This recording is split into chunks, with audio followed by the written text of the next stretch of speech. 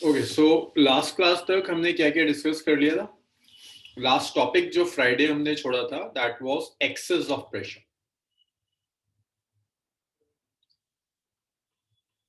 Access of pressure मैं आपको करा चुका था, एटलीस्ट ये डिस्कस कर चुके थे that what is excess of pressure.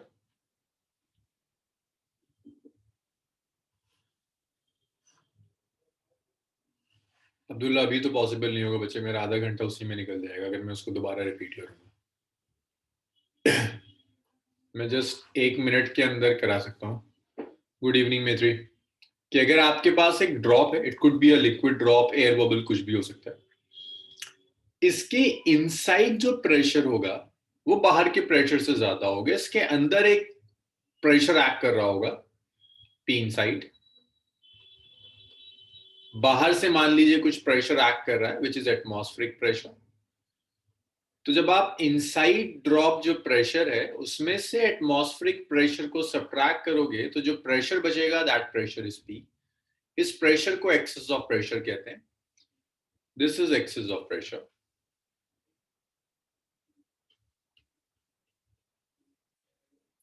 ये हमेशा कॉन्केव साइड होगा.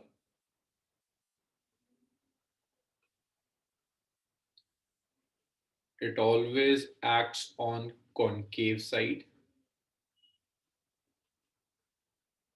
Excess of pressure.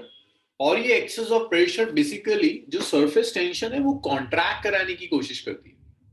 ये कोशिश करेगा कि कॉन्ट्रैक्ट ना करे, क्योंकि अगर ऐसा ना होता तो अगर आपने एक ड्रॉप ली, भाई सरफेस टेंशन कोशिश करती है कि वो ड्रॉप कॉन्ट्रैक्ट कर दे. तो अगर सिर्फ सरफेस टेंशन काम कर रही है तो ड्रॉप को कॉन्ट्रैक्ट करा दी. आपकी ड्रॉप कॉन्ट्रैक्ट होकर एक पॉइंट बनकर रह जाएगी. फाइनाइट साइज की ड्रॉप तो कभी इक्विलिब्रियम में हो ही नहीं सकती. तो ये excess of pressure, this excess of pressure will balance force due to surface tension.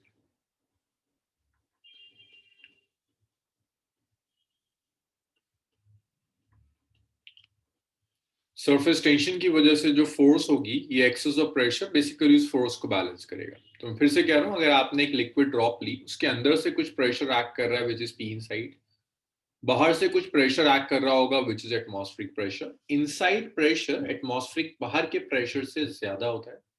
Inside और एटमॉस्फेरिक प्रेशर की इक्वल जो प्रेशर होगा उसे एक्सेस ऑफ प्रेशर कहेंगे. ये हमेशा कॉन्केव साइड पर एक्ट करता है. ये भी मैंने लास्ट फ्राइडे डिस्कस किया था. ये excess of pressure surface tension के प्रेशर को बैलेंस करता है. अब आपको कई तरह के सिस्टम्स देगा जिन सिस्टम में ये एक्सेस ऑफ प्रेशर आपको कैलकुलेट करना है. इतना लिखिए फिर स्टार्ट करेंगे. ये स्टेटमेंट जरूर लिख लीजिएगा. अगर कोई ऐसा है जो फ्राइडे नहीं आया था क्लास में, ये स्टेटमेंट जरूर लिख लीजिएगा.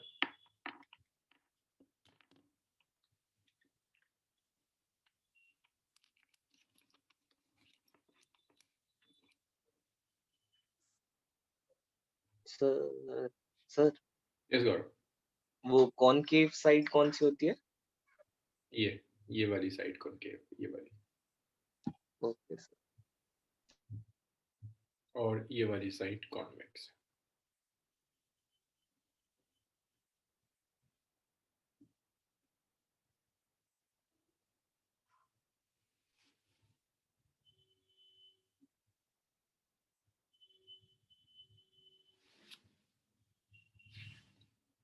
रब कर दूं इसको, कैलकुलेशन स्टार्ट करें. यस. तो बड़ी सीधी सीधी कैलकुलेशंस होती हैं, कोई बहुत टफ स्टेप यहाँ यूज नहीं होता. इसमें रब करो. So this is excess of pressure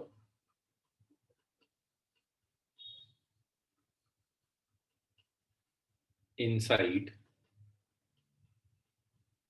liquid drop.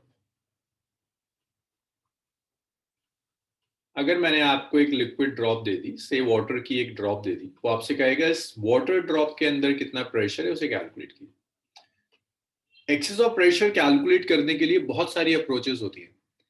Easiest approach होती है कि पहले आप ये कहो कि एक्सेस ऑफ प्रेशर की वजह से लिक्विड की ड्रॉप एक्सपेंड हो रही है. मान लीजिए कुछ अमाउंट से एक्सेस ऑफ प्रेशर की वजह से लिक्विड की ड्रॉप एक्सपेंड होने की कोशिश करेगी। आप वर्क डन कैलकुलेट कर लीजिए, work done by excess of pressure. फिर आप जानते हो सरफेस टेंशन एक्सपेंड करने से रोकेगा, आप work done by surface tension calculate कर लो, दोनों वर्क डन को इक्वेट कर दो, एक्सेस ऑफ प्रेशर मिल जाएगा। मैं दोबारा बता रहा हूं, ड्राइव करने के लिए जो इजीएस्ट अप्रोच है that is the approach of work done. कई अप्रोचेस हैं, इजीएस्ट वर्क डन की होती है कि पहले आप वर्क डन कैलकुलेट कीजिए due to surface tension in expanding the drop, drop को एक्सपेंड करने में by some small amount d r. उसके बाद सरफेस टेंशन के थ्रू भी वर्क डन कैलकुलेट करो। बस आपको पता है एक्सेस ऑफ प्रेशर बाहर एक्ट कर रहा है, एक्सपेंड कराने की कोशिश करेगा, सरफेस टेंशन कॉन्ट्रैक्ट कराने की कोशिश करेगी, दोनों वर्क डन को इक्वेट कर दो। जैसे ही आप दोनों वर्क डन इक्वेट करेंगे आपको एक्सेस ऑफ प्रेशर मिल जाएगा। सो एक ड्रॉप लेके चलते हैं, मैंने एक लिक्विड ड्रॉप ले लिया। इस लिक्विड ड्रॉप में अंदर से जो प्रेशर एक्ट कर रहा है दैट इज प्रेशर इनसाइड जो एक्ट कर रहा है, इट्स पी इनसाइड। बाहर से जो प्रेशर एक्ट कर रहा है दैट्स एटमॉस्फेरिक प्रेशर। जो एक्सेस ऑफ प्रेशर होगा वो इनसाइड और एटमॉस्फेरिक प्रेशर के डिफरेंस से आएगा।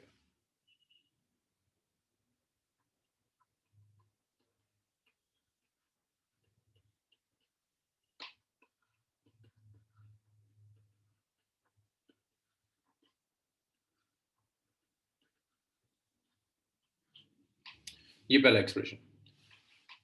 अब अगर मैं सिर्फ अब इन दोनों के डिफरेंस की वजह से एक नेट आउटवर्ड्स प्रेशर एक्ट कर रहा है ड्रॉप के ऊपर, and that net outwards pressure is P. So यहां पर एक नेट आउटवर्ड्स प्रेशर एक्ट कर रहा है that is P.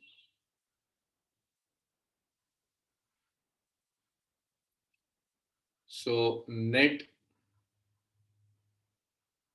Outwards pressure is P. इसे एक्सेस ऑफ प्रेशर कह रहे हैं। अब ये प्रेशर क्या कोशिश करेगा, ये प्रेशर कोशिश करेगा कि ये लिक्विड की ड्रॉप कुछ एक्सपेंड कर दे। लेट्स अज्यूम कि due to this excess of pressure ये लिक्विड की ड्रॉप कुछ एक्सपेंड कर देती है। ये इस लिक्विड ड्रॉप को एक्सपेंड कराने की कोशिश कर रहा है। सो इसने इस लिक्विड ड्रॉप को कुछ एक्सपेंड कराने की कोशिश करी। मान लीजिए पहले रेडियस लिक्विड ड्रॉप का आर था, इसने डी आर से इसे एक्सपेंड कराने की कोशिश करी। तो अगर मैं आपसे कह रहा हूं r is radius of drop, 4 pi r square is surface area of drop. Surface area of drop. Excess pressure P है, surface area 4 pi r square. So P into 4 pi r square F is force on drop. Drop पर जो भी force act कर रही है that force is F which is P into 4 pi are square. Excess of pressure की वजह से ये फोर्स ड्रॉप को डीआर अमाउंट से एक्सपेंड कर देती है। सो मैं उसका वर्क डन ले रहा हूं, इस एक्सेस ऑफ प्रेशर की वजह से जो ड्रॉप डीआर अमाउंट से एक्सपेंड हो रही है वो वर्क डन ले रहा हूं। Work done by excess of और due to excess of pressure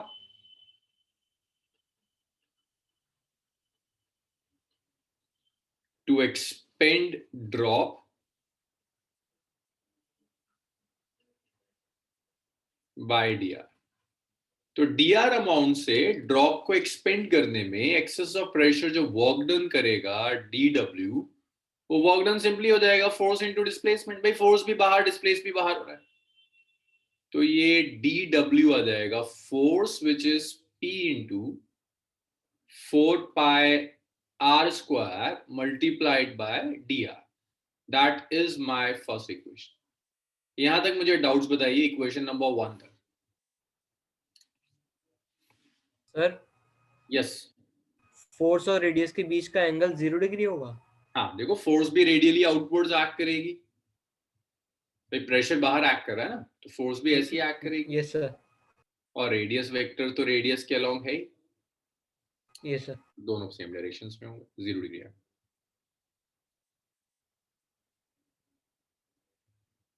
वही क्लियर है यहाँ तक सबका? ओके, कोई डाउट नहीं। अब सेम वर्क डन कैलकुलेट करते हैं यूजिंग सरफेस टेंशन। तो मुझे सुधांशु बताएगा। सुधांशु, मुझे बताओगे यूजिंग सरफेस टेंशन ये वर्क डन कैसे कैलकुलेट होगा? Work done in expanding the drop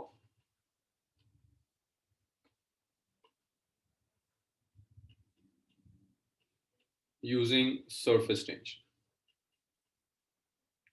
Sudhanshu, surface tension use कर कर वर्क डन कैसे कैलकुलेट करते हैं? लास्ट थर्सडे बहुत टाइम दिया था इसके ऊपर।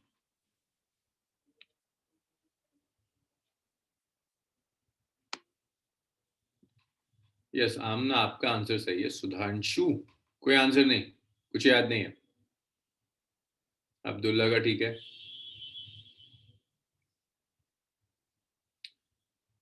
मारसमन, तुम बताओगे कैसे कैलकुलेट करते हैं work done using surface tension?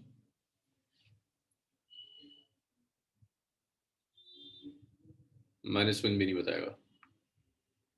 गौरव? नहीं मैत्री, देखो आपने जो फॉर्मूला लिखा है उसमें वर्क डन कहीं भी नहीं है, मैं वर्क डन पूछ रहा हूँ। Sir work done by surface area, मतलब चेंज इन एरिया। हाँ, वर्क डन यार हमने बहुत यूज किया था। Work done is surface tension multiplied by change in area.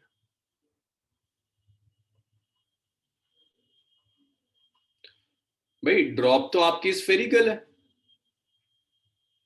Area आप कैसे निकालोगे? Outer area minus inner area. तो देखो आउटर रेडियस कितना हो जाएगा, आर प्लस डी आर।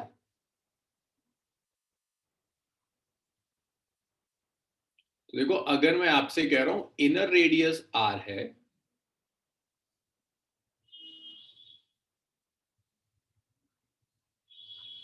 तो जो आउटर रेडियस होगा वो कितना हो जाएगा, R plus D R. It's 4 pi R plus D R square minus 4 pi are square.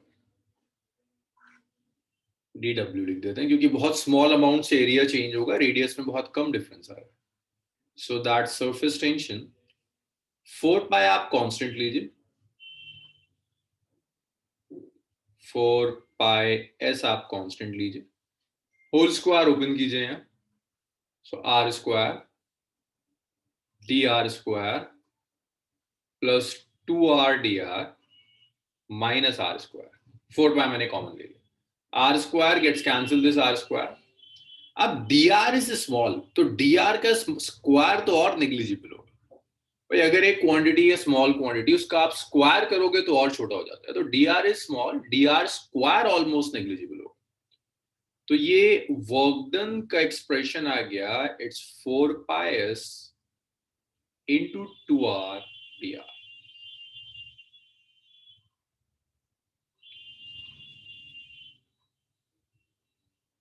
तो ये वर्क डन का एक्सप्रेशन आ गया 4 pi S 2r D R. Work done आया 8 pi S R T R. That is equation number 2। Equation number 2 तक doubt किसी का कुछ?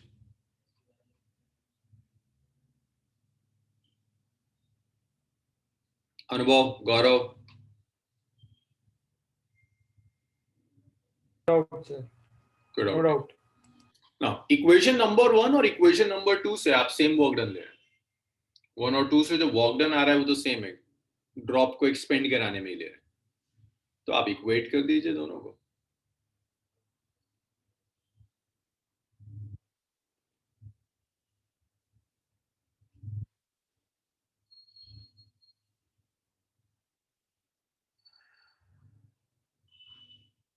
तो जब आप 1 और 2 को इक्वेट करेंगे, you will get P into 4 pi are square D R is 8 pi S R D R.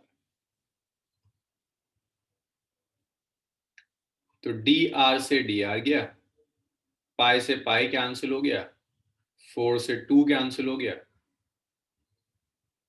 Square से r कैंसिल हो गया, 2 स्क्वायर।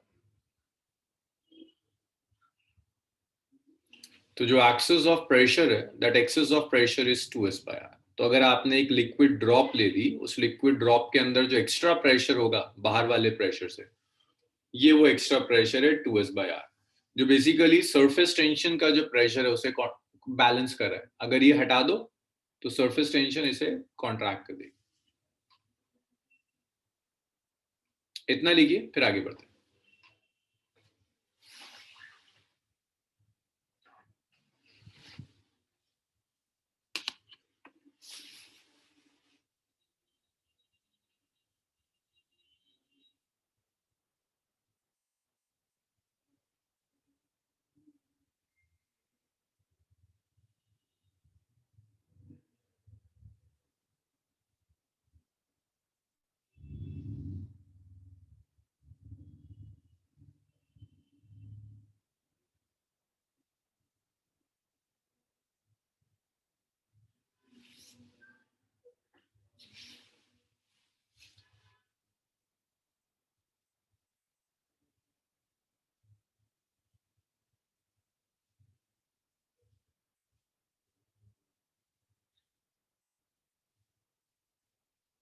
भाई हुआ इतना, रब करूं इसको?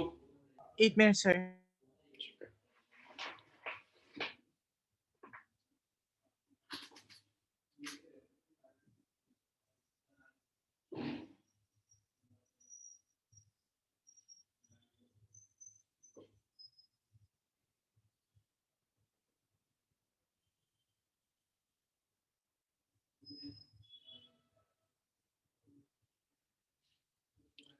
हाँ कैस्पल मैंने देख लिया था, जो आपके साथ एक आध क्लास रखनी होगी, हो जाएगा।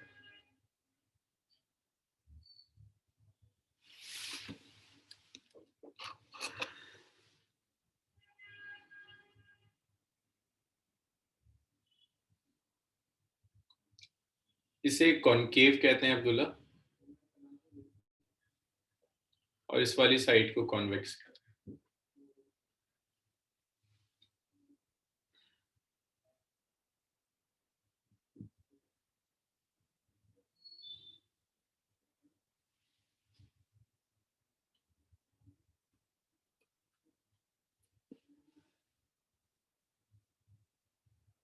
फिर अब करूं इसको?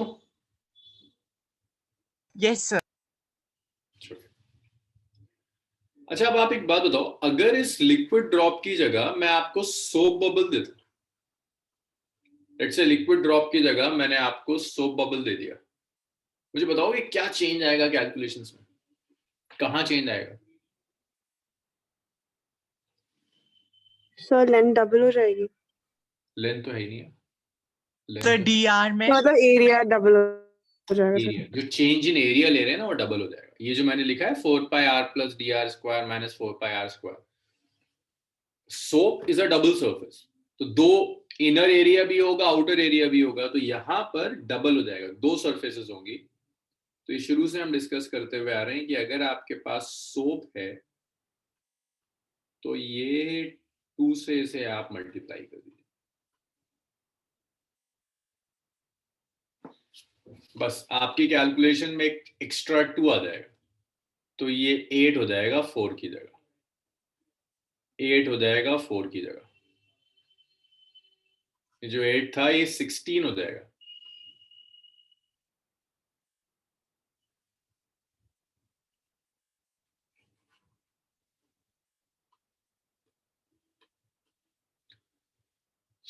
ये 16 हो जाएगा पाई एस डी आर। जब आप इक्वेट करेंगे तो ये आएगा 8 नॉट 8,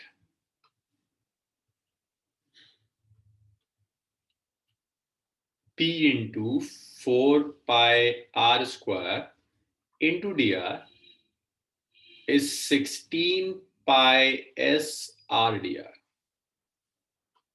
सो देखिए डी आर से तो डी आर कैंसिल हो जाएगा,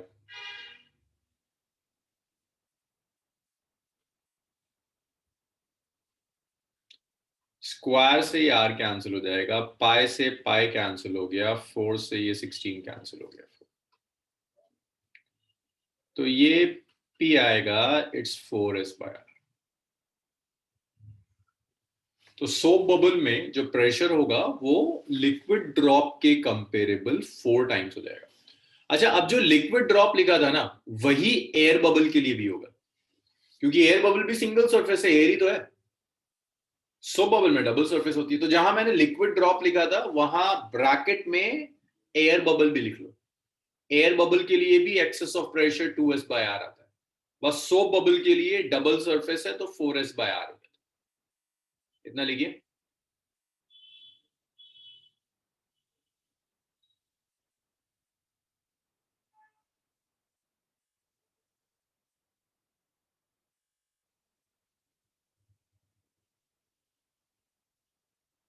इसे पूरा लिखने की जरूरत नहीं है, एक दो स्टेप्स लिख लो ताकि आपको याद रहे कि कहां डबल हो रहा है, और ये फाइनल रिजल्ट लिख लेना, इट्स 4s/r। और इतना हो जाए तो मुझे बताओ, उसको रब करते हैं। सर यस सर अगर हम सोप सॉल्यूशन का एक ड्रॉप लें, दोबारा यश। सर अगर हम सोप सॉल्यूशन का ही ड्रॉप, हाँ, वो सोप सॉल्यूशन का ड्रॉप को ही आप बबल कहेंगे, वो बबल ही बनेगा। जब भी आप सोप लेंगे तो बबल बनाएगा। अगर आप सोप की ड्रॉप ले रहे हैं तो ड्रॉप सिंगल सरफेस होती है, क्योंकि अंदर पूरे में एक ही चीज भरी हुई होगी, तो 2s/r। अगर आपने कुछ ऐसा लिया है कि उससे आप ड्रॉप बना सकते हैं, यूजुअली सोप से बबल ही बनता है, लेकिन अगर आप ड्रॉप बना रहे हैं सिंगल सरफेस तो 2s/r होगा।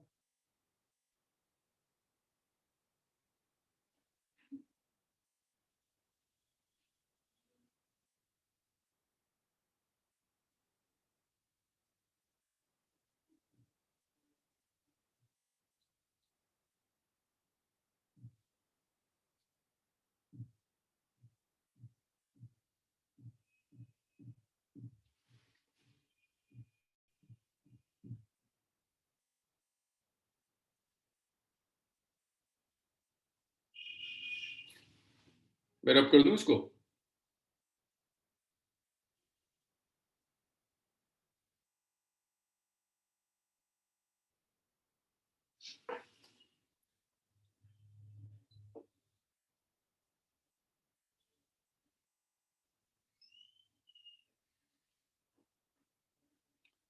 सो अब देखिए, अक्सर न्यूमेरिकल्स आते हैं प्रेशर इनसाइड द ड्रॉप, कि वो आपसे कहेगा आपने एक लिक्विड ड्रॉप ले ली,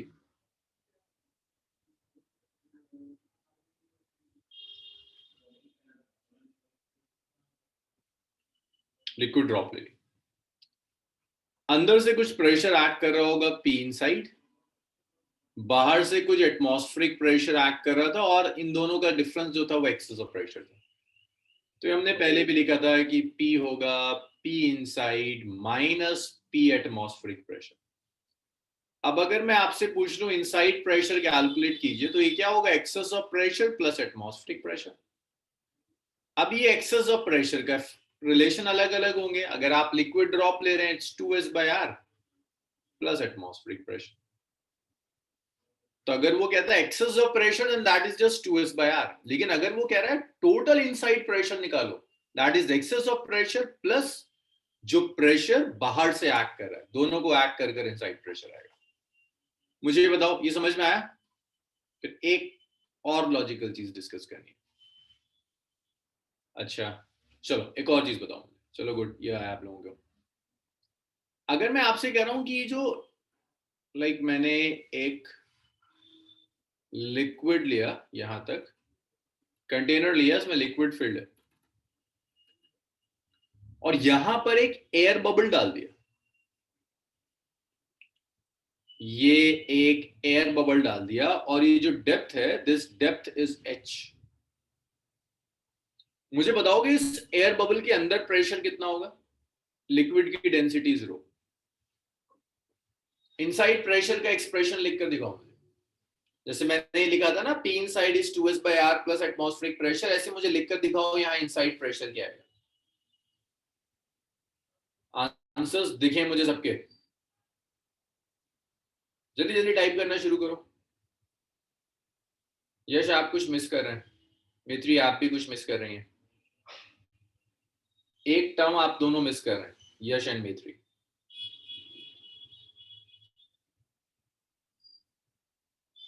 तिशा आप भी एक टर्म मिस कर रही हैं।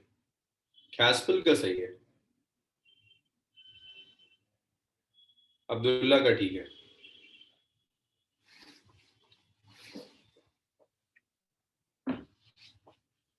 आमना आप भी कुछ मिस कर रही हैं अभी टर्म।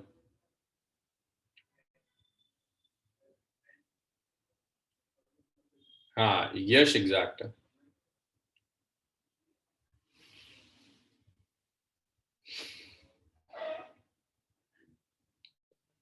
भाई देखिए इनसाइड जो प्रेशर है वो एक्सेस ऑफ प्रेशर तो होगा ही होगा, एटमॉस्फेरिक प्रेशर तो ऐड करेगा ही करेगा, और उसके साथ साथ ये जो h हाइट का लिक्विड कॉलम है ये भी तो प्रेशर एक्सर्ट करेगा। तो अब जो लिक्विड इस ड्रॉप के इस बबल में जो प्रेशर होगा वो इन तीनों को बैलेंस करेगा। तो इनसाइड जो प्रेशर है एयर बबल के that is 2s/r plus atmospheric pressure which is P naught plus pressure due to liquid column which is H. This is the pressure inside the air bubble. ये air bubble के inside pressure होगा जो आपका excess of pressure, atmospheric pressure और liquid की h height की वजह से जो प्रेशर आ रहा है उन सबको बैलेंस करेगा। इतना लिखिए फिर हम आगे बढ़ते हैं।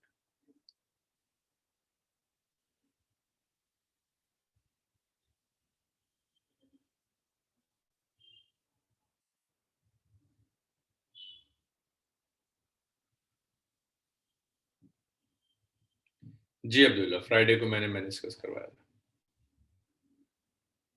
भाई ये क्लियर हुआ? रब करूं इसको? Sir yes yes. Hello sir, मेरी आवाज आ रही है? जी जी मनीष मैन आपकी आवाज आ रही है, बताइए। Yes sir. सर इसमें पी टोटल प्रेशर है ना? पी ये वाला? Yes sir. नहीं, ये सिर्फ एक्सेस ऑफ प्रेशर कि इस इनसाइड और इन सारे प्रेशर में जो डिफरेंस है वो पी है। P is excess of pressure, total pressure is P inside. और सर पहले वाले में? हर जगह P is always excess of pressure, जो सिर्फ सरफेस टेंशन के प्रेशर को बैलेंस करेगा। बाकी पी इनसाइड में तो 2s/r plus P/ATM आएगा। Yes sir. और सर इसमें 3 प्रेशर ऐड कर रहे हैं ना एक टाइम पे? हाँ 3 प्रेशर ऐड कर रहे हैं, बिल्कुल। एक सरफेस टेंशन कॉन्ट्रैक्ट कराने की कोशिश करेगी। सुधांशु समझो जरा 3 प्रेशर्स क्यों आएंगे। देखो अगर एक बबल लिया, सरफेस टेंशन कोशिश करेगी कि बैलेंस को कॉन्ट्रैक्ट करा दे, तो इनसाइड जो प्रेशर होगा वो सरफेस टेंशन के प्रेशर को बैलेंस कर रहा होगा। ऊपर से एयर भी है एटमॉस्फेयर, तो एटमॉस्फेयर का भी प्रेशर आएगा। प्लस इस एयर बबल पर इतना लिक्विड है, लिक्विड भी तो प्रेशर एक्सर्ट करेगा। सुधांशु लिक्विड जो प्रेशर एक्सर्ट करेगा उसे HROG कहते हैं, पढ़ा था गेज प्रेशर HROG होता है। तो ये इनसाइड प्रेशर है 2s/r plus P naught plus H2. बताइए भाई क्लियर हुआ ये?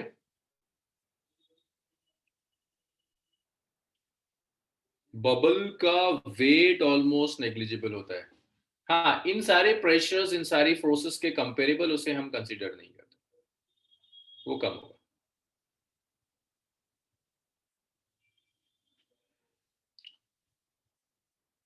अच्छा चलो, और इसमें अब्दुल्ला पूछा है जो थर्ड केस। नहीं अब्दुल्ला, अगर आप देखेंगे लेक्चर ढंग से तो उसमें तीनों केसेस में मैंने लिखवाया था, हर जगह कॉन्केव साइड पर प्रेशर ज्यादा था, कॉन्वेक्स साइड पर प्रेशर कभी भी ज्यादा नहीं है, हमेशा कॉन्केव साइड पे ज्यादा होगा। अब एक और देखिए, मान लीजिए मैंने आपको ड्रॉप दे दी या सोप बबल है या एयर बबल है, कुछ भी, ये कॉन्केव साइड है और ये आपका कॉन्वेक्स साइड है। ये मैं डिस्कस कर चुका हूं कि कॉन्केव साइड पर pressure is always greater than pressure on the convex side. और आप ऐसे भी लिख सकते हैं pressure at concave side minus pressure at convex side is P, which is axis of pressure. Pressure at the concave side minus pressure at the convex side is P, which is axis of pressure. ये difference है, concave side और convex side के pressure में difference axis of pressure की equal है.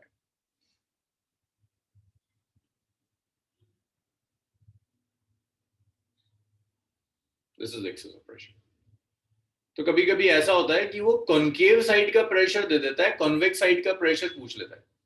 तो इसे याद रखिएगा, कॉन्केव साइड के प्रेशर में से आपने एक्सिस ऑफ प्रेशर निकाल दिया तो कॉन्वेक्स साइड का प्रेशर आएगा. तो अक्सर न्यूमेरिकल्स में हो सकता है आप ऐसे भी जाके अटक जाएं कि वो आपसे कहे कॉन्वेक्स साइड का प्रेशर बताइए. कॉन्केव साइड का नोन होगा तो कॉन्वेक्स साइड पे pressure concave side minus axis of pressure, इतना लिखिए. हाँ, source of axis of pressure. चलो भाई यश पूछ रहा है कि एक्सिस ऑफ प्रेशर का रीजन क्या है. तो एक्सेस ऑफ प्रेशर का रीजन है कि जब आप मॉलिक्यूल्स को कंप्रेस करते हो यश, तो वो मॉलिक्यूल्स रीस्टोरिंग फोर्स एक्सर्ट करते हैं. हर मटेरियल में कुछ इलास्टिसिटी होती है, तो आपने मॉलिक्यूल्स पर बाहर से कुछ प्रेशर लगाया तो आपने उसे कंप्रेस कर दिया. अब वो मॉलिक्यूल जितना ज्यादा कंप्रेस होंगे उतना ज्यादा रीस्टोरिंग फोर्स एक्ट करेगी. वो restoring force is basically responsible for excess of pressure. जैसा आप स्प्रिंग में करते हैं वो काम मॉलिक्यूल्स में हो रहा है. बाहर से air pressure air liquid drop के मॉलिक्यूल्स को पुश करने की कोशिश कर रहा है कि ये कॉन्ट्रैक्ट कर जाए.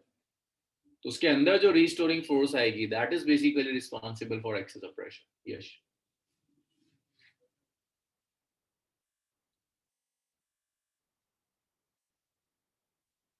मित्री, HROG is gauge pressure, pressure exerted by liquid column. Liquid का वेट होगा, उस वेट की वजह से फोर्स आ रही. Yes Sudhanshu, Newton third law, right. Gauge pressure है, वेट की वजह से आता है. सो ये लिख चुके हैं आप. इन तीनों चीजों को मैं न्यूमेरिकल्स में और आगे डेरिवेशंस में यूज कर लूंगा. चलिए इसको रब करते हैं, कुछ न्यूमेरिकल्स करते हैं ऑन दिस कॉन्सेप्ट. तो इसके बाद ये excess of pressure wind up हो जाएगा. अब्दुल हन्नान, आप बहुत दिनों बाद आए क्लास में, लास्ट वीक नहीं थे आप. क्यों, क्या हो गया था, क्यों नहीं आ रहे थे आप?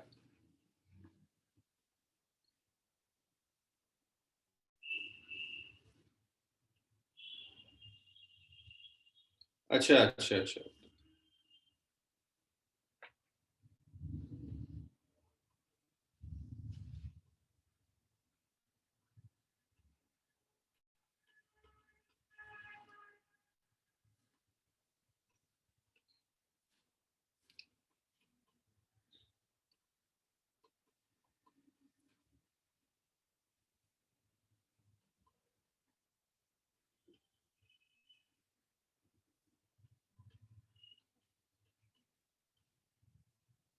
भाई इसे लिख लीजिए, थोड़ा सा लेंदी क्वेश्चन है.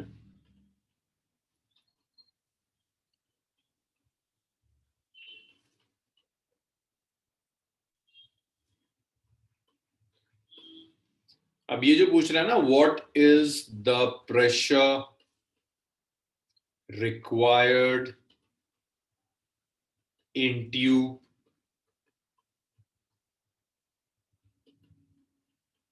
in order to blow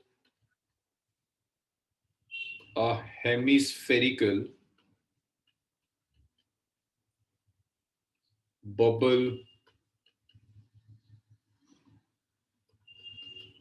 at its end in water.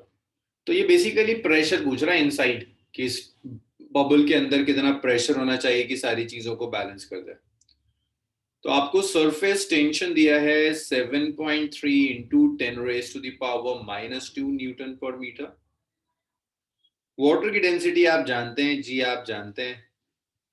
एक काम और करिएगा, also calculate excess of pressure, ये भी कह रहा है.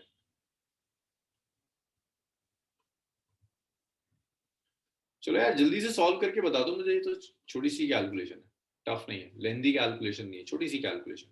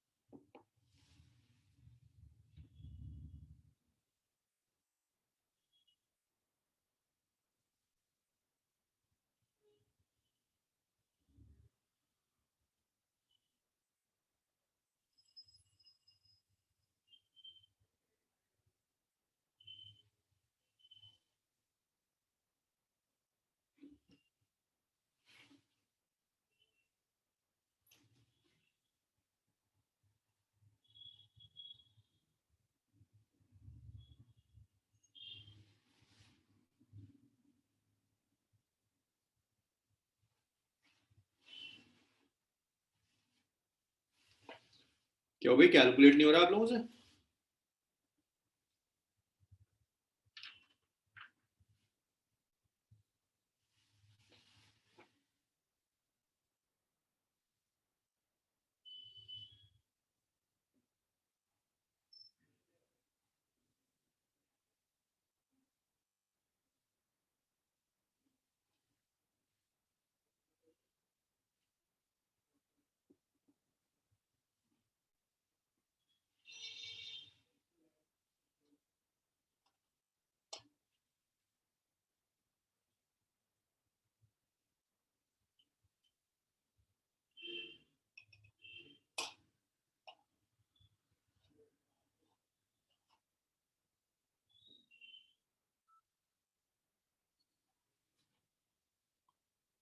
नहीं यार कैस्पल ये तो नहीं आ रहा। हाँ एयर प्रेशर तो 1 atm ही होता है राइट।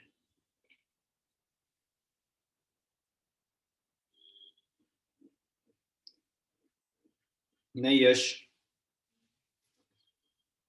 कैस्पल ये जो आपका आया ये एक्सेस ऑफ प्रेशर है। हाँ फिर ठीक है, आपको टोटल प्रेशर चाहिए। नहीं मैत्री,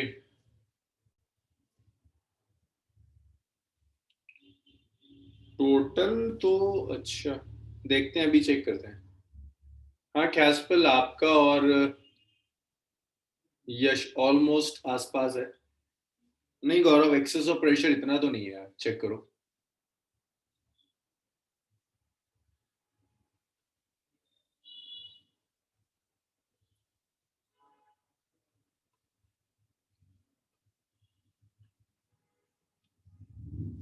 हाँ yes Yash, excess of pressure exact आ रहा है आपका।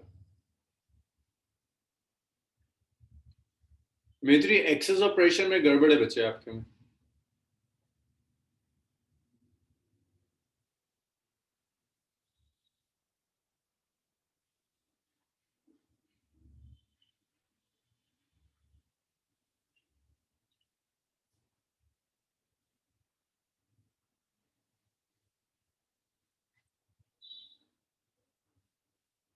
अब्दुल्ला कुछ डेसिमल्स में इश्यूज हैं, डेसिमल में इश्यूज हैं। भाई देखिए सुनिए, आपको ना यहाँ पर एक कैपिलरी ट्यूब दिया है, वो कह रहा है इस कैपिलरी ट्यूब के इस पर्टिकुलर एंड पर यहाँ पर एक एयर बबल बनाना है।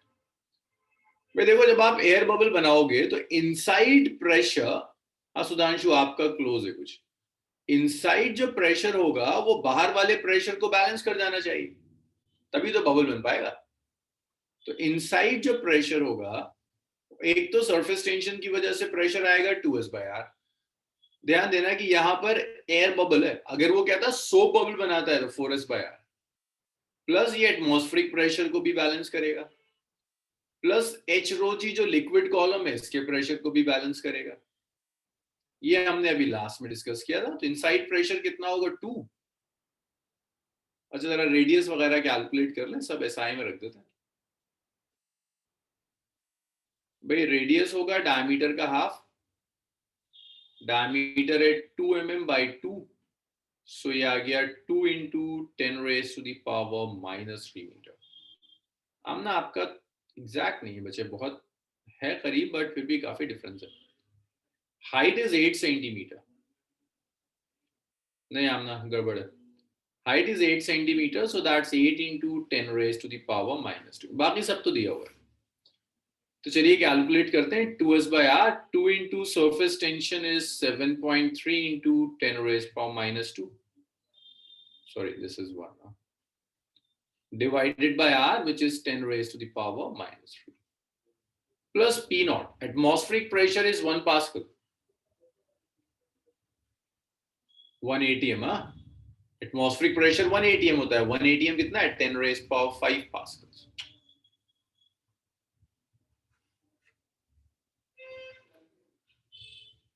P0 is 1 atm, which is 10⁵ pascals.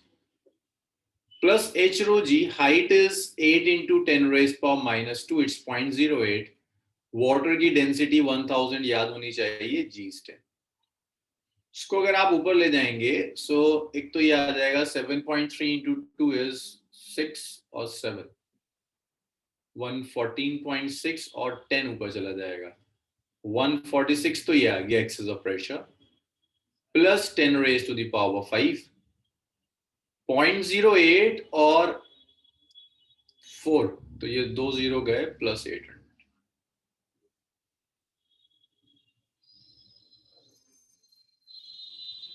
800 ही होगा ना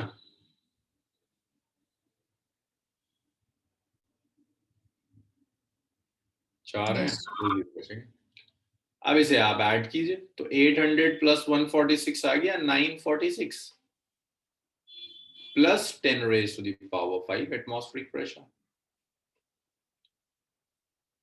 इसे आप ऐसे लिख सकते हैं 946 plus 10 raised to the power 3 into 10 raised to the power 2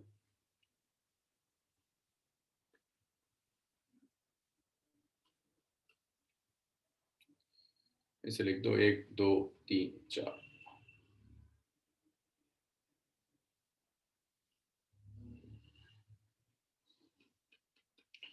तो जब आप ऐड करेंगे तो ये आएगा 100946 पास्कल्स और अगर एक्सेस ऑफ प्रेशर चाहिए so here excess of pressure is P which is just 146 pascals which is 146 pascals चलिए इतना लिखिए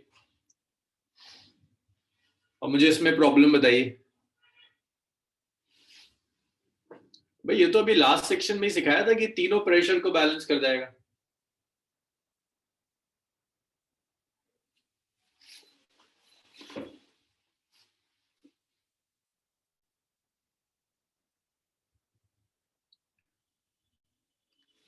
इतना लिखिए इतना हो जाए मुझे बताइए नेक्स्ट एक न्यूमेरिकल और है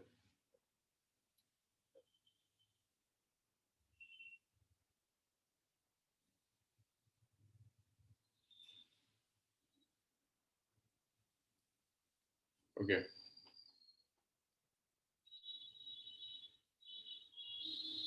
हाँ यश the exact value of 1 atm is almost 1.01 into 10 raised power 5 pascals right so the difference है that is of 1.01 only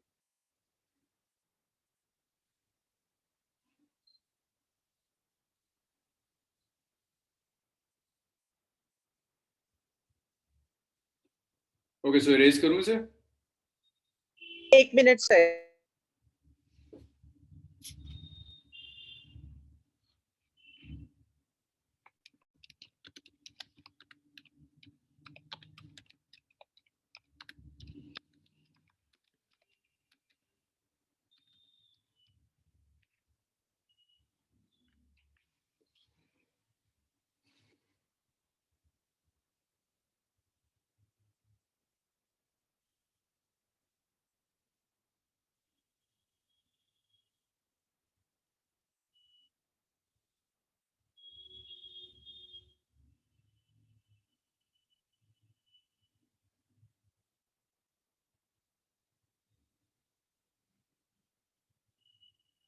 done sir एक छोटा सा न्यूमेरिकल और है इसे तो आप लोग कर ही दोगे two soap bubbles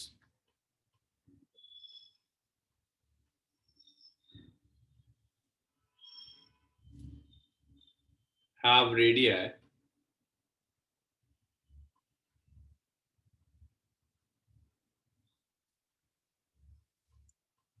in the ratio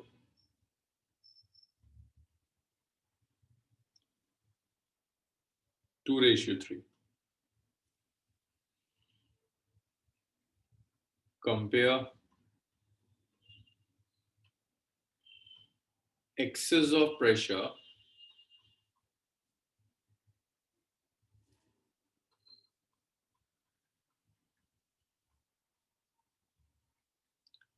inside these bubbles.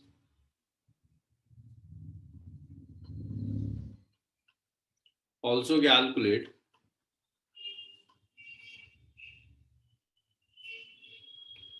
Work done in blowing this bubble.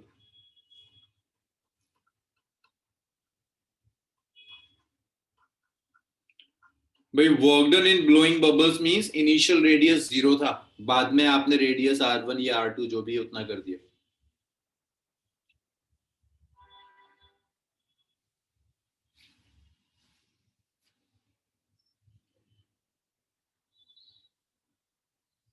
करो करो, कैलकुलेट करो आंसर्स.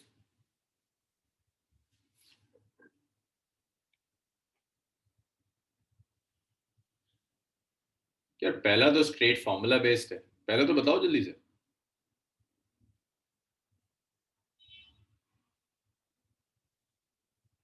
हाँ, फर्स्ट पार्ट खैस्पल का सही है, यश का ठीक आ रहा है.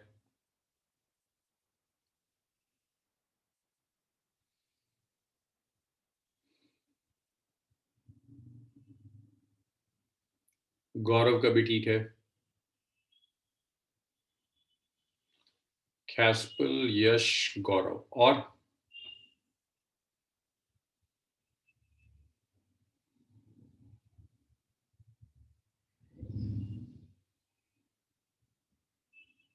अच्छा, और किसी से हो ही रहा है? अरे हद है यार.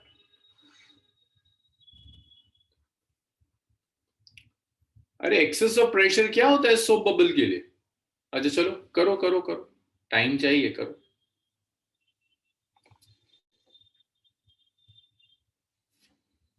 Sir yes. Sir blow the bubble दोनों या एक? दोनों, दोनों का रेशियो तो दोनों का.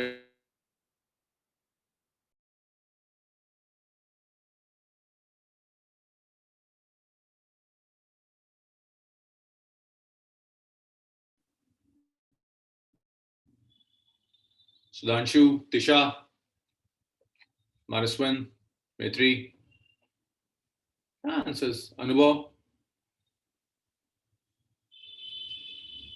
चलो अब्दुल हन्नान का तो मिस हुआ है, तो मुझसे भी कुछ कह नहीं रहा. अब्दुल्ला, इतने टाइम में तो हो जाता है एक पार्ट. अरे भाई क्या रिलेशन है एक्सेस ऑफ प्रेशर का? 4S/R. हाँ, सुधांशु का गलत है, तिशा का ठीक है. 4S/R में P2 क्या होगा? 4S/R2. सोप बबल है, रेशियो पूछ रहा है. भाई लिक्विड तो सेम है ना, अलग अलग तो लिक्विड है नहीं कि सरफेस टेंशन अलग अलग होंगी. सरफेस टेंशन तो सेम होगी, एक ही तो मटेरियल है. 4S/R1 by 4S/R2. 4S से 4S कैंसिल हुआ. ठीक है अब्दुल्ला, फिर ठीक है आपका.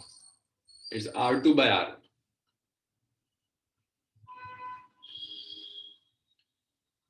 सो P1 और P2 का रेशियो हो गया R2/R1. कितना आ जाएगा? 3/2. आपको दिया है ना R1/R2 दिया है 2/3, तो R2/R1 3/2 हो जाएगा. P1/P2 is 3/2.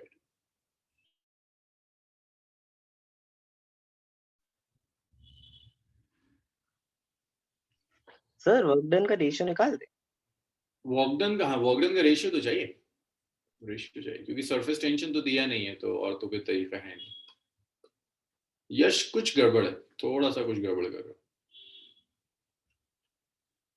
तो देखिए जब आप वॉकडन लेंगे ना, वॉकडन को आप ऐसे लिख सकते हो, वॉकडन is surface tension into increase in area.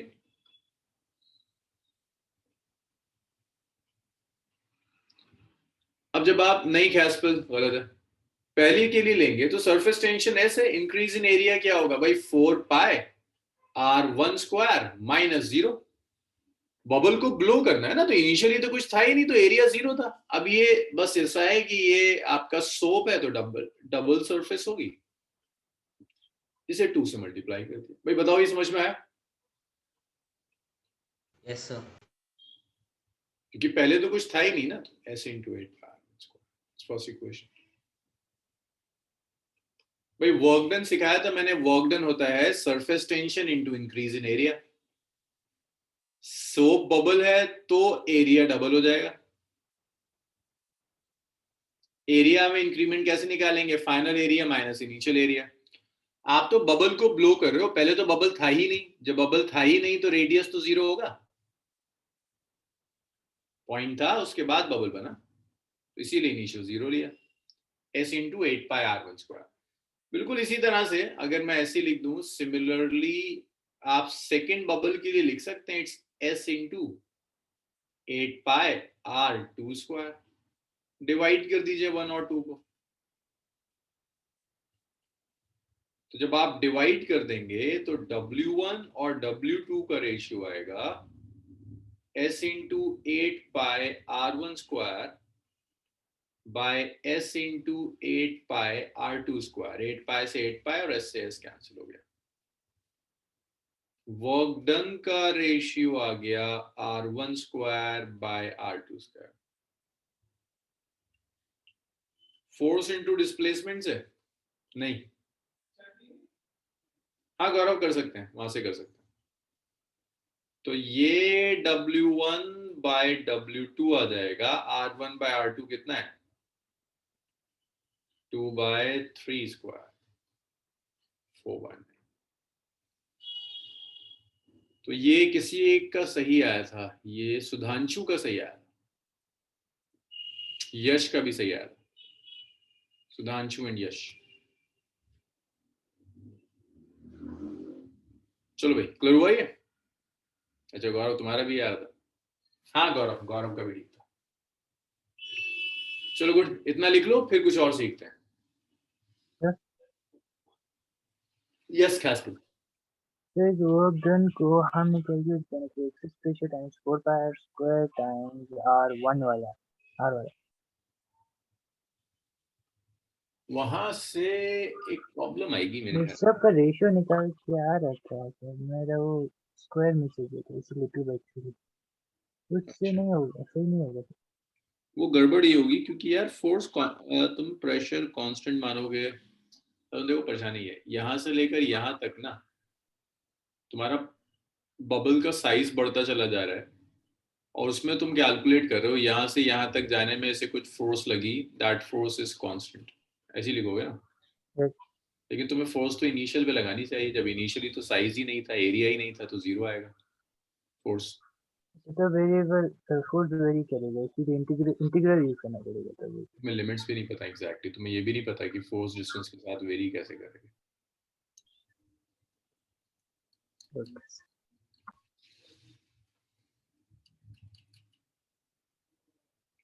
रब कर दूं इस पूरे को -1। सर हाँ सर इसमें इंक्रीज इन एरिया में हमने 0 से सबट्रैक्ट क्यों किया है? क्योंकि पहले ड्रॉप थी ही नहीं, एक पॉइंट था, उससे एक्सपेंड करके ड्रॉप बना दिया। तो पॉइंट का तो रेडियस इनिशियली 0 था, बाद में जब ड्रॉप बबल बन गया तो रेडियस r1 हो गया, तो इसीलिए इनिशियल को 0 लिया। दो अलग अलग बबल, Yes, sir. 0 से r1 0 से r2 ले जा रहे हैं, तो इसलिए दो अलग अलग वर्क डन, इनिशियल 0 लिया। चलिए इसको रब कर दूं, आंसर लिख लिया था। Yes, sir, लिख लिया। So that was about excess of pressure. Excess of pressure के बाद next term आती है which is angle of contact.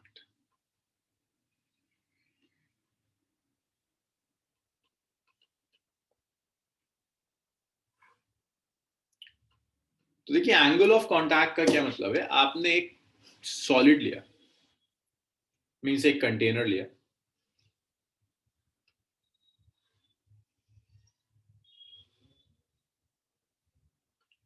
इस कंटेनर में आपने लिक्विड फिल कर दिया, लिक्विड का कुछ मेनिस्कस आपको दिखेगा, मान लीजिए ये मेनिस्कस है,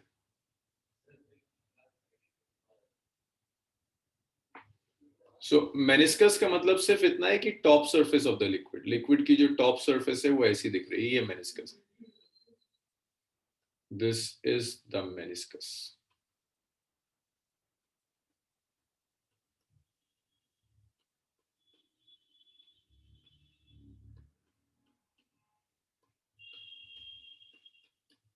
ये liquid meniscus, this top surface of the liquid, ये सॉलिड सरफेस है।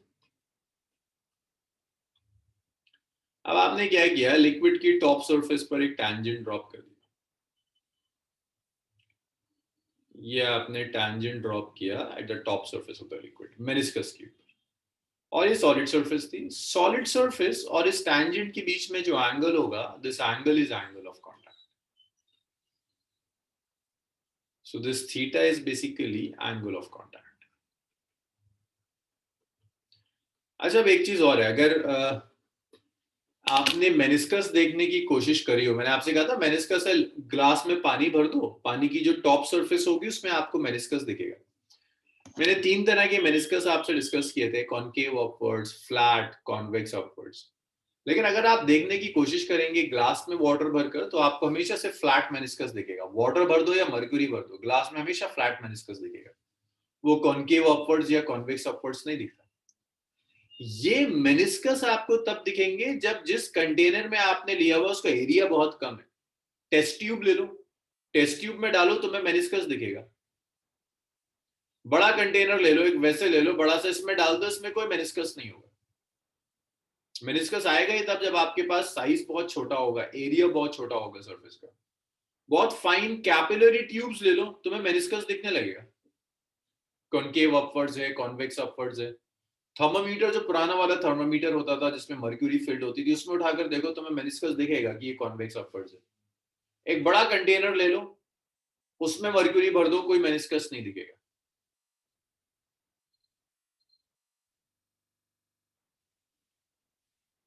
तो समझ में आ रहा है मेनिस्कस कब दिखेगा आपको? जब आप पेन के कैप में दिखेगा। meniscus in space will always be convex। अभी आता हूं यश तुम्हारे इस क्वेश्चन पर, अभी आता हूं। तो यहां आपको हमेशा मेनिस्कस दिखेगा इन सारे केसेस में।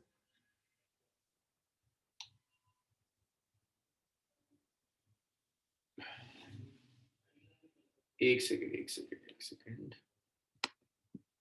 फ्लैट सरफेस पर स्मॉल ड्रॉप का मेनिस्कस विजिबल होता है। हाँ मैत्री, वो विजिबल होगा बिल्कुल। सुधांशु, इंक रिफिल में भी दिखेगा? हाँ दिखेगा।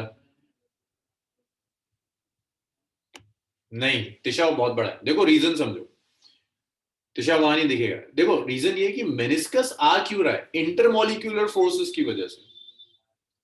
मॉलिक्यूल्स के बीच में फोर्सेस हैं भाई, वीक फोर्सेस हैं। अगर आप बहुत बड़ी सरफेस लोगे तो सरफेस का वेट इतना हो जाएगा कि वेट की वजह से आपको ये पता ही नहीं चलेगा कि मॉलिक्यूल में फोर्स की वजह से क्या इफेक्ट पड़ रहा है। भाई लिक्विड का वेट तो कोशिश करेगा कि टॉप सरफेस फ्लैट हो जाए, वेट तो नीचे एक्ट कर रहा है, अर्थ नीचे पुल कर रही है। बहुत बड़ी सरफेस होगी तो उसका वेट भी उतना ही ज्यादा होगा। वो बड़ी सरफेस कोशिश करेगी कि पूरा का पूरा मेनिस्कस फ्लैट हो जाए। तो अगर आपने लिक्विड को बड़े कंटेनर में रख दिया तो फ्लैट ही दिखेगा, ना कॉनकेव दिखेगा ना कॉन्वेक्स दिखेगा। लेकिन अगर आपने स्मॉल सरफेस ली, एरिया बहुत कम है, लाइक कैपिलरी ट्यूब लिया, टेस्ट ट्यूब ले लिया, तो वहां आपको दिखना शुरू हुआ। पेन की रिफिल होती है वो ले ली, तो आपको दिखेगा okay it's a concave meniscus या कॉन्वेक्स मेनिस्कस, क्योंकि टॉप सरफेस का वेट कम होगा, साइज छोटा है ना, कम वेट होगा, तो सरफेस टेंशन का इफेक्ट आपको दिखना शुरू हो जाएगा। अच्छा, इसके बाद यश का एक आर्ग्यूमेंट था कि मेनिस्कस स्पेस में हमेशा कॉन्वेक्स होगा। क्यों यश, ऐसा क्यों लगता है कि स्पेस में कॉन्वेक्स क्यों होगा हमेशा? सर वैक्यूम, सो प्रेशर नहीं होगा बाहर से, एक्सटर्नल प्रेशर। सो तो इंटरनल सारा का प्रेशर सारा will pressure always be liquid का प्रेशर होगा। हाँ ठीक है, कॉन्वेक्स आएगा, राइट। हाँ गौरव, लेकिन टॉप सरफेस के नीचे भी तो लिक्विड है, तो नीचे पुल तो नहीं हो पाएगा, वो फ्लैट हो जाएगा। नीचे भी तो लिक्विड है, पूरा भरा हुआ है यहाँ तक, तो वेट इसे फ्लैट कर देगा। एनीवेज, ये रीजन है कि अगर आप कभी ग्लास में देखने की कोशिश करेंगे तो आपको मेनिस्कस नहीं दिखेगा। छोटी सरफेस चाहिए, स्मॉल सरफेस चाहिए। अब ये angle of contact acute, angle of contact बहुत सारी चीजें बताता है। अगर थीटा एक्यूट आ जाए तो उससे एक तो ये पता चल जाएगा कि मेनिस्कस कॉनकेव अपवर्ड्स है,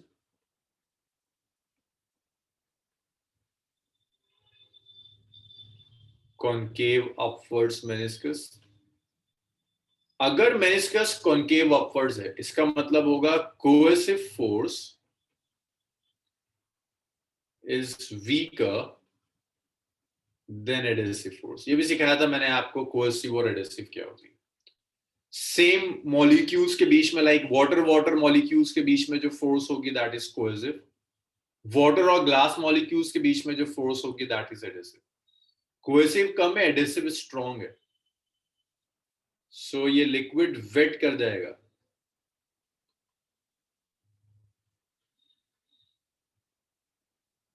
liquid with the walls of container.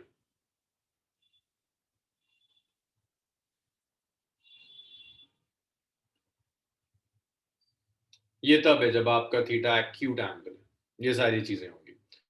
Example देख लीजिए इसका यहीं लिख देता हूं मैं example. Water in glass container. जब वाटर को आप ग्लास कंटेनर में डालोगे तो मेनिस्कस कॉनकेव अपवर्ड्स हो रहा है, बट कंटेनर मींस इसका एरिया बहुत कम है, बड़ा एरिया मत ले लेना, दिखेगा ही नहीं कुछ भी।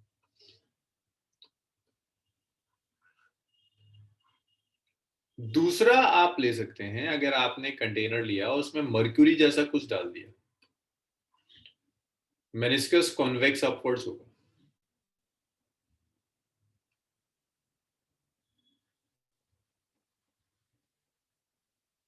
ऐसा कॉन्वेक्स अपवर्ड्स मेनिस्कस जाएगा, पूरा लिक्विड फील्ड है। अब अगर यहां आप एंगल देखने की कोशिश करेंगे तो देखिए ये गया ऐसे और ये सरफेस है। ये जो एंगल होगा, this angle theta is obtuse angle. Theta is obtuse. Meniscus convex upwards होगा।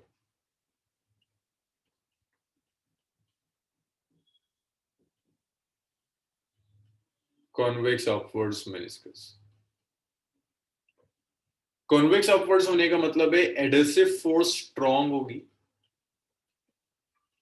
As compare to cohesive. मैं डिटेल नहीं दे रहा एडेसिव और कोएसिव क्या है, हम ऑलरेडी डिस्कस कर चुके हैं। ऐसा लिक्विड कंटेनर की वॉल को वेट नहीं करता। Liquid will not wet the walls of container. ऐसा लिक्विड कंटेनर की वॉल को वेट नहीं करेगा। तीसरा देखिए, फ्लैट मेनिस्कस।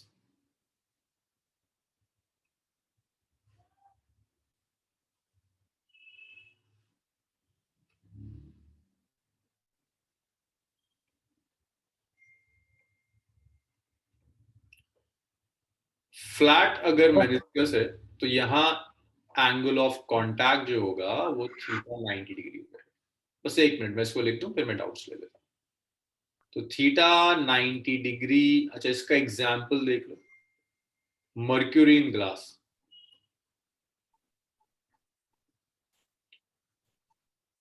तो theta 90 degree, flat meniscus.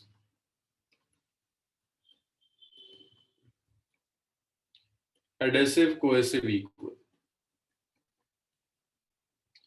Friday वाली क्लास में देखेंगे कि ये एडेसिव कोएसिव से ये सब कैसे कंक्लूड करते हैं।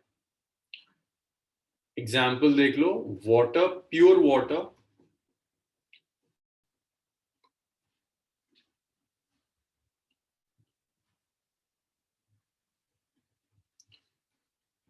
Pure water in silver container.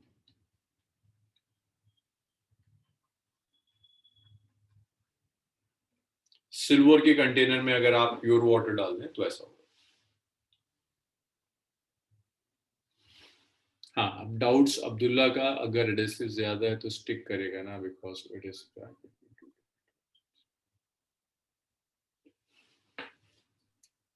Sir वो एक मिनट सेकंड में ओके, मैंने थोड़ा सा बात कर दिया थोड़ा सा।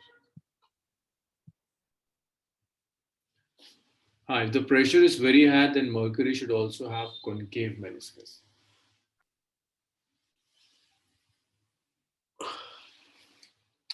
यस यश, ये सारी चीजें हम तब लिखते हैं यश जब आप बाहर एटमॉस्फेरिक प्रेशर लेके चल रहे हैं।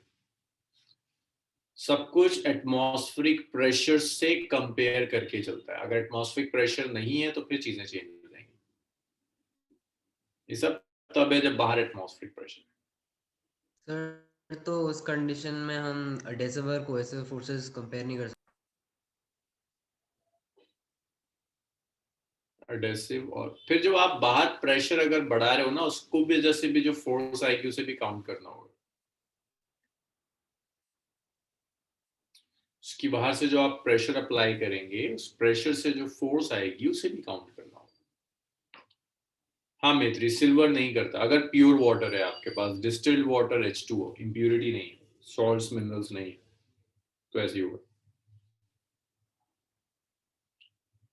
चलिए इतना लिखिए फिर आगे बढ़िए।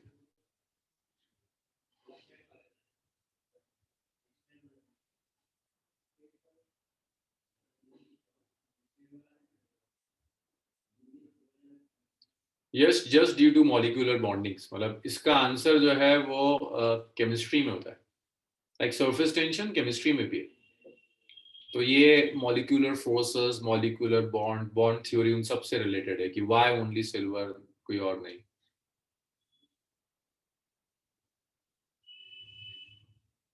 मैत्री, मुझे नहीं पता बच्चे वाटर ऑफ क्रिस्टलाइजेशन क्या होता है, जरा बताओगे तब समझ में आएगा कि केमिस्ट्री नहीं आती मुझे।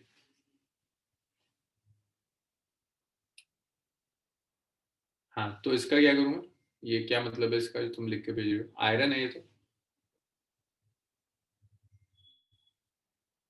सिल्वर तो नहीं है।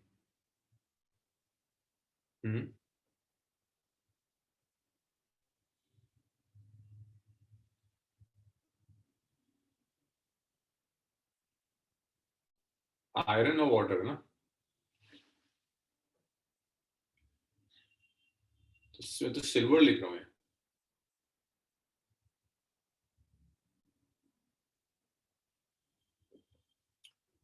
एनीवेज, वाई सिल्वर और कोई मॉलिक्यूल क्यों नहीं है?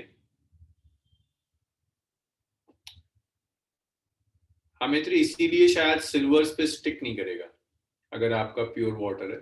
एडेसिव और कोहेसिव इक्वल हो जाएगा। एंगल ऑफ कांटेक्ट 90 डिग्री के इक्वल होगा। मतलब इसके आगे ना ये क्यों सिल्वर, ग्लास क्यों नहीं, वो सारा डिस्कशन फिर मॉलिक्यूलर बॉन्डिंग में चला जाता है। फिलहाल हम यहाँ मॉलिक्यूलर बॉन्डिंग डिस्कस नहीं कर रहे, तो मैं इस डिस्कशन को आगे नहीं ले जा सकता। मैं सही इंसान नहीं हूँ उसके लिए। केमिस्ट्री वाले के साथ डिस्कशन आगे जा रहा है।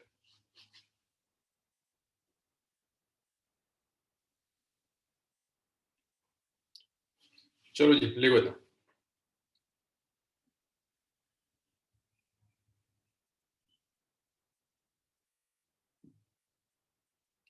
मैं रब कर दूं इतना? Yes, sir. चलो इसे रब करते हैं। So after angle of contact next है कैपिलैरिटी।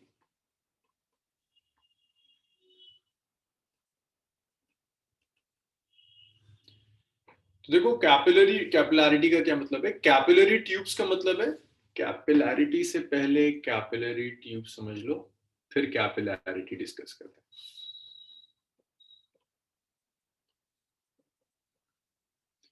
कैपिलरी ट्यूब का मतलब है tube having very small diameter.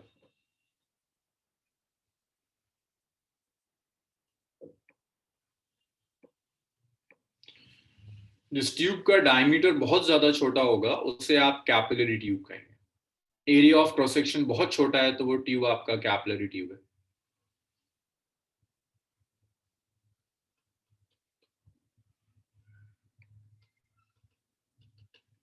देखिए कैपिलैरिटी का क्या मतलब है? कैपिलैरिटी मींस अगर आपने एक कैपिलरी ट्यूब लिया, उसके अंदर आपने कुछ लिक्विड डाल दिया, या उस कैपिलरी ट्यूब को लेकर आपने किसी कंटेनर में डाल दिया।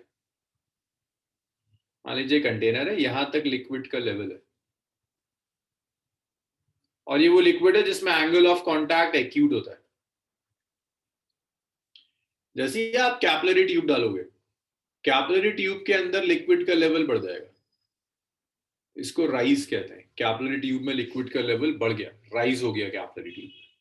ये तब होगा जब लिक्विड, इसको हम प्रूफ करेंगे, डिराइव करेंगे, बट इसके लिए angle of contact should be acute,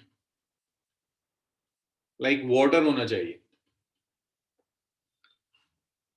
बहुत कॉमन ऑब्जर्वेशन है भाई, ब्रिक्स में होता है ना, अगर ब्रिक्स है नीचे पानी हो गया तो लेवल लिक्विड का ब्रिक्स में राइज कर जाएगा। सीलन ऐसी तो आती है, कहीं ब्रिक्स रखी हुई हैं, अगर आपने नीचे पानी डाल दिया तो धीरे धीरे ब्रिक्स में लिक्विड का लेवल बढ़ जाता है, तो वो कैपिलैरिटी है। आप में से ज्यादातर बायो के स्टूडेंट्स हैं भाई, बायो में आप पढ़ते हैं कुछ टिश्यूज होते हैं ना, जाइलम होता है, फ्लोएम होता है जो वाटर लेकर जाता है। जाइलम। जाइलम जाइलम कैसे लेकर जाता है, मतलब आप नीचे रूट्स में वाटर देते हैं, वो टॉप तक कैसे पहुंचता है, कैपिलैरिटी एक्शन। तो कैपिलैरिटी में आपने ट्यूब को रख दिया, अपने आप लिक्विड का लेवल ट्यूब में राइज करता चला जाएगा, ये राइज है। ऐसी आप कोई ऐसा ट्यूब ले लो, लिक्विड ले लो जिसमें एंगल ऑफ कांटेक्ट ऑब्ट्यूज हो।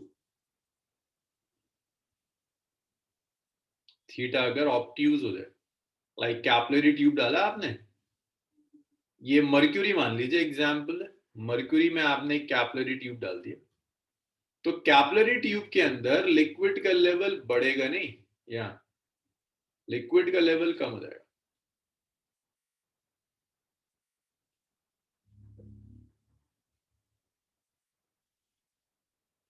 लिक्विड का लेवल बढ़ने की जगह कम हो जाएगा। ये इतना लिक्विड का लेवल फॉल कर गया, इसे कैपिलैरिटी फॉल कहते हैं, राइज और फॉल। सो राइज और fall of liquid in a capillary tube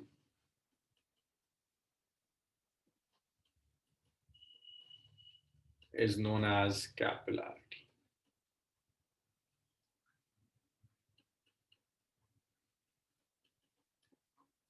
इसे कैपिलरिटी कहते हैं कि अगर आपने लिक्विड में ट्यूब डाल दिया, कैपिलरी ट्यूब, तो लिक्विड में लेवल राइज भी कर सकता है अगर वो acute type angle of contact है वहां, और लेवल फॉल भी कर सकता है अगर angle of contact obtuse type है।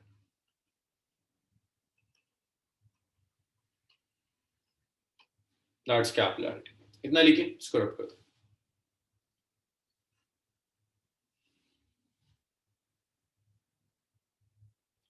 प्रेशर डिफरेंस मेथ्री, अभी इसको करेंगे, अभी तो शुरू हुआ है, तो पूरी डेरिवेशन है, आपको दिखेगा कि क्यों ऐसा हो रहा है।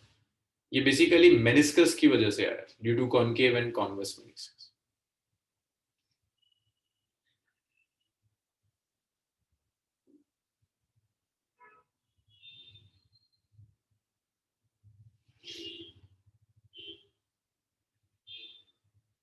भाई इतना लिखिए, इतना हो जाए बताइए मुझे।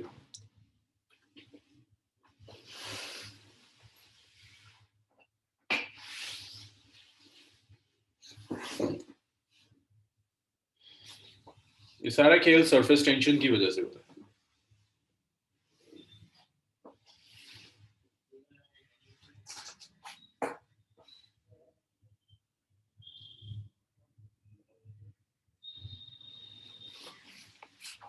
भाई आप इतना लिख लो तो मुझे बताओ, इसको रब करते हैं। सर यस मानस जी, मानस बताइए। सर वाटर वाले में ट्यूब रखने की वजह से पानी ऊपर चला गया। जी, ट्यूब जैसे रखा आपने, पानी ऊपर चला गया, ट्यूब के अंदर ऊपर चला गया। और मर्क्यूरी वाले में ट्यूब में लेवल कम हो गया, बाकी पूरी जगह लेवल इतना है, ट्यूब के अंदर लेवल कम हो गया, इतना फॉल हो गया। अभी देखेंगे ऐसा क्यों होता है, वाटर में ऐसा क्यों होता है कि लेवल राइज कर जाता है, आज तो नहीं हो पाएगा, टाइम हो गया। मर्क्यूरी में ऐसा क्यों होता है कि लेवल फॉल कर जाता है, वो अभी डिस्कस करते हैं।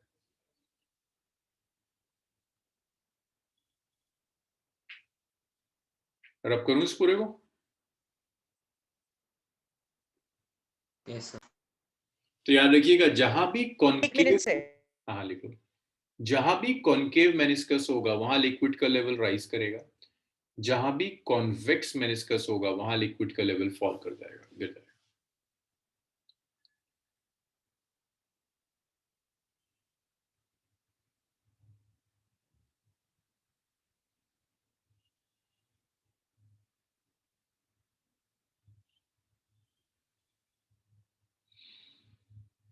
Done sir.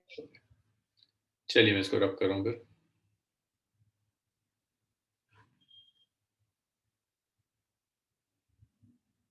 उसके बाद यही है कैपिलैरिटी।